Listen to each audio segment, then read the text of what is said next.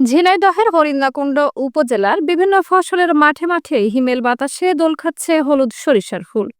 দূর থেকে সরিষার ক্ষেতগুলো দেখলে মনে হয় কে যেন হলুদ চাদর বিছিয়ে রেখেছে। সরিষা ফুলের হলুদ রাজ্যে মৌমাছির গুঞ্জনে মুখরিত যেমন মাঠ, তেমনি বাম্পার ফলনের আশা করছে কৃষকরা। এদিকে ফসলের মাঠে ফোটা ফলগুলো রোদ ঝলমলে আলোয় প্রকৃতির মাঝে অপরূপ সৌন্দর্যের শোভা ছড়াচ্ছে। তেমনি হলুদ সরিষা রাজ্য দেখতে ভিড় করছেন প্রকৃতিপ্রেমীরা। একই সঙ্গে শীতের কুয়াশাকে উপেক্ষা করে চাষিরা সরিষা ক্ষেতের যত্ন নিচ্ছেন। সরিষা চাষিরা জানান, গত বছর আশানুরূপ দাম পাওয়ায় এবং কৃষি বিভাগ সরিষা চাষে প্রণোদনা দেওয়ায় চলতি মৌসুমে কৃষকেরা সরিষা চাষে আগ্রহী হয়েছেন। গতবারের তুলনায় এবছর আশা করা যাচ্ছে যে সরিষার ফলন ভালো হবে। আর রাস্তা থেকে যাওয়ার সময় অনেক দূর দূরান্ত থেকে আসার আগত আম, আগত লোকজন এখানে এসে ভিড় জমাচ্ছে এবং তারা বিভিন্ন রকমের ছবি উঠাচ্ছে।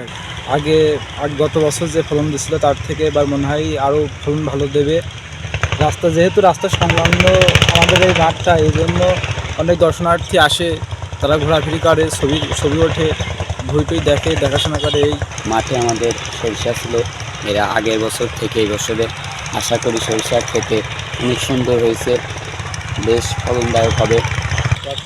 উপজেলা কৃষি অফিসার শরীফ মোহাম্মদ তিতুমির বলেন, সরিষা ৩ মাস মেয়াদি ফসল। কম খরচ ও কম পরিশ্রমে সরিষা চাষ করতে পারেন কৃষকেরা। বর্তমানে সরিষা চাষ কৃষকের কাছে লাভজনক ফসলে পরিণত হয়েছে। গত বছর সরিষার আশানুরূপ ফলন ও দাম পাওয়ায় কৃষকেরা উৎসাহী হয়েছেন। সরিষা চাষ একদিকে যেমন মাটির উর্বরতা বাড়ায়, অন্যদিকে পরিবেশের ভারসাম্য বজায় রাখতে গুরুত্বপূর্ণ ভূমিকা পালন করে।